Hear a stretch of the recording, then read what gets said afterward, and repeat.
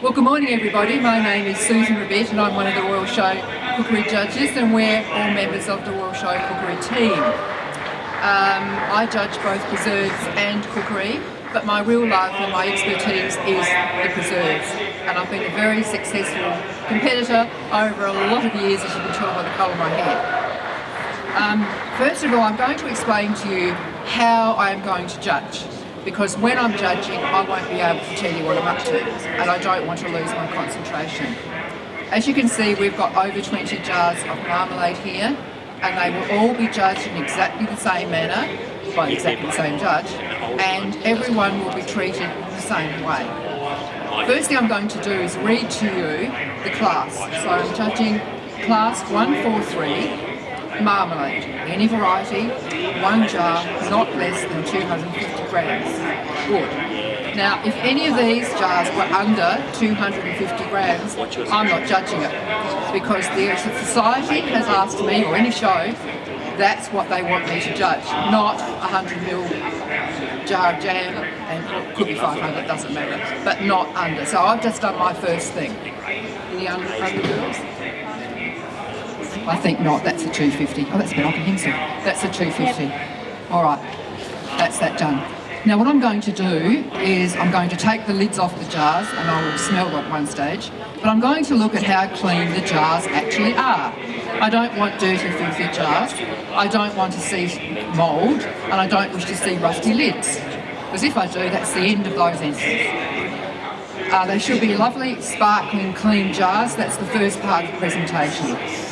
When I take the lids off, I will be smelling it, because there should be a wonderful smell of what aroma from whatever this is made from, because this class is a judge's nightmare because they're all different flavours, but the technique is the same. So objectively, so we're looking at we've done this bit, we're looking at the jar, and then I'm going to look at the colour. A marmalade or any jam should be the colour of the fruit from which it's made. So apricot should be apricot colour, and I shouldn't see a very, very dark brown grapefruit marmalade, because grapefruit's got that colour. So you lose a bit of colour in the cooking, but if you cook it too long, they get darker and darker and darker, and not all that pleasant. Goldilocks principle, I don't want it too stiff that I have to dig it out, and trust me, some you do. I don't want it too runny that I pour it out, so I would like it just right. One thing that really upsets me as a judge is very hard, tough, nasty, you can't get your teeth through it, rind. If anybody hasn't cooked the rind down to very, very soft before they've added the sugar, it will be tough. Continuing to cook it does not soften it. So if you don't get it right there and then, once your sugar goes in, there's nothing you can do about it. You get a grumpy old judge. Then the last bit will be, I'll be tasting it, and that's the subjective part. So if all else being equal, there might be 3 very beautiful 4 or 5 jars there. It'll come down to the flavour that I prefer. On another day, another judge may prefer another jar. Today you've got me, and I'm saying who wins. So thank you very much. I will talk if I can, but I will concentrate. And so I'll go through the 4 each time. I might keep 2, I might keep none. I will go down and I'll keep rejudging and rejudging until we get to the final 5 places. Okay? Thank you very much.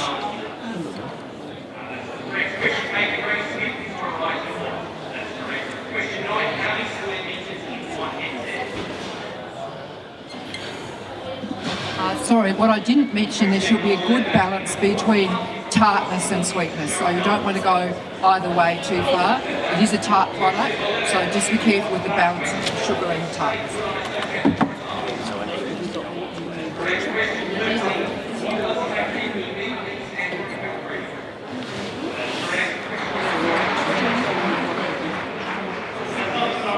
I'm sorry, I shouldn't make an example of this, but this is what I mean by Goldilocks.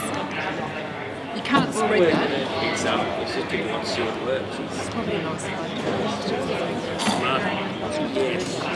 So these are the ones that I have left to choose from. So I'll go through exactly the same process again, and I won't talk, and I'll go back to the other thing.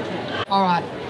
As you can see, I've had a lot of trouble with these. I hope not to be. I'm trying to be positive, but truthfully, the fault with a lot of them is they're overcooked to burnt.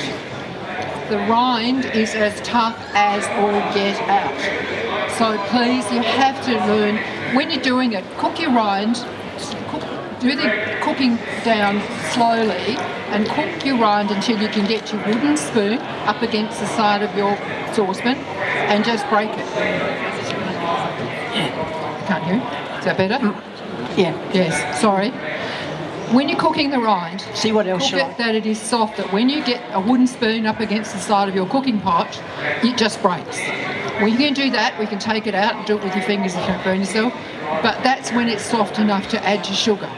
As I explained to start with, if you put the sugar in too soon, it just toughens the rind. It will not go soft with hours of cooking. And most of those jars fall into that, and I mean it's tough. They're a lot of acid, very tart, a lot Do of you want to those taste them? products, very, very tart. So there's no balance there between sweetness and tartness. And you may think, I love a tart marmalade, well good on you, but I don't because it's not balanced, all right? That's the fault in all of those, most of those that have been rejected. There is one here that's interesting, it's an old style way of doing it. It looks like a jelly, and I heard somebody say that looks like a jelly.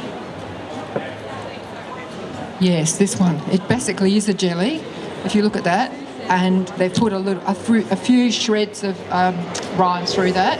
It's not a good jelly, I might say, but that's an old way, and they used to do it. But you really need the fruit in there. It's a marmalade. You want the fruit, and you want the rind, and you want the lovely gel, and you want to spread it.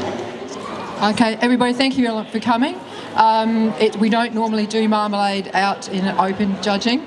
It's not that we're hiding anything, just that we're so busy and we can't everybody sort of running in between the trestles. But it's been a pleasure to do it, and I hope that you have learnt something today, and I'm around if you want to ask any questions. Thank you very much.